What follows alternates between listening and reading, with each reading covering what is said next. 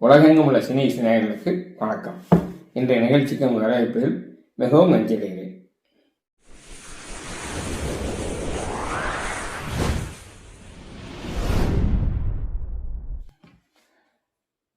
முத்து அவர்கள் முத்தமிழறிஞர் டாக்டர் கலைஞர் அவர்களின் மூத்த மகன். கலைஞர் அவர்களுக்கும் ஒரு முதன்மையான பத்மாவதி அவர்களுக்கும் பிறந்தவர்.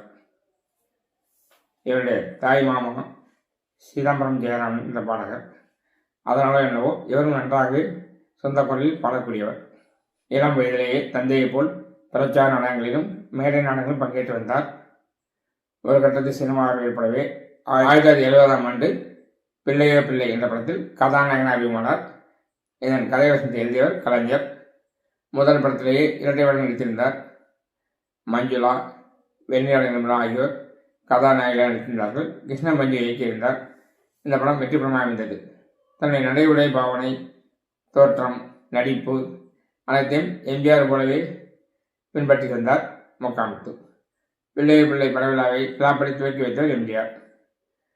படத்தினை பார்த்துவிட்டு எம்ஜிஆர் சொன்னது, தம்பி முத்து தனக்கென்று தனி பணி உருவாக்க வேண்டும், அதுவே அவருக்கு நீண்ட நாட்கள் திரையில் இணைத்திருக்க வழி செய்யும் என்று பாராட்டிவிட்டு சென்றார். எம்ஜிஆர் போட்டியாக கொண்டு வரப்பட்டார் என்று திரையுலகில் அந்த காலத்தில் பரவலாக பேசப்பட்டது. இதைத் தொடர்ந்து சமையல்காரன், பூக்காரி, அணையா விளக்கு, இங்கேயும் மனிதர்கள், எல்லாம் அவளே, நம்பிக்கை நட்சத்திரம் போன்ற படங்களில் கதாநாயகனாக நடித்தார். இதில் பூக்காரியை தவிர மற்ற படங்கள் சொல்லிக்கொள்ளும் அளவுக்கு வெற்றி படமாக அமையவில்லை என்ற காரணத்தால் தொடர்ந்து வாய்ப்புகள் வரவில்லை. இந்த இடைப்பட்ட காலத்தில் மதுவுக்கு அடிமையானார்.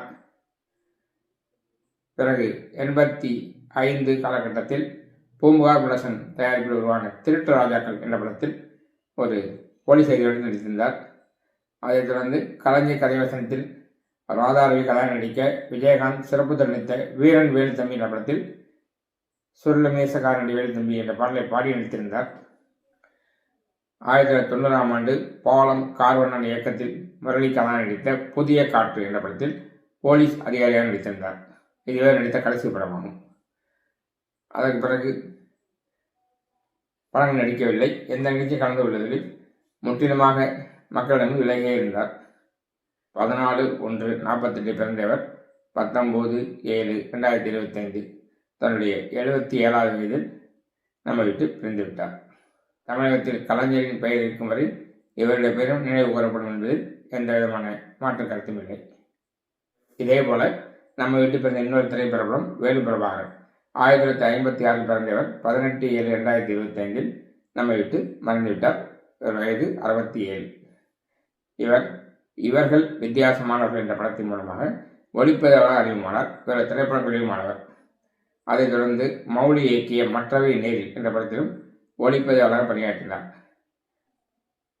பிறகு 1989 பிரபு அமலா நடித்த நாளைய மனிதன் என்ற படத்தை இயக்கி இயக்குநராக அறிமுகமானார். இந்த படத்தின் மூலம் அஜயரத்னம் நடிகரை தனிச்சலாக அறிமுகப்படுத்தினார்.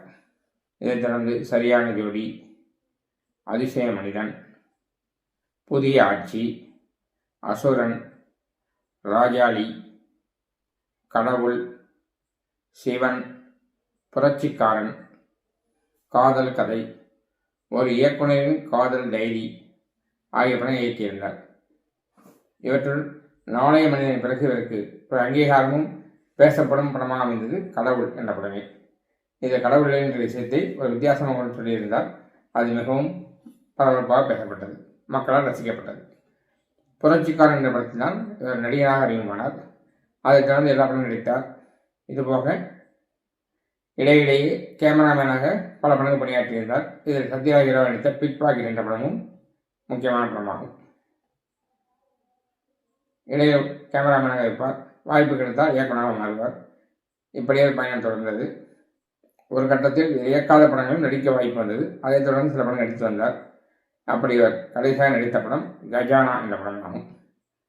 காதல், உறவுகள், கடவுள் போன்ற எதுவுமே உண்மை இல்லை என்று ஒரு வித்தியாசம் சிந்தனை கொண்ட மனிதர். இவரோடு யாரும் ஒத்துப்போக முடியாது என்பதை அவரே படங்களில் சொல்லியிருக்கிறார். எப்படியோ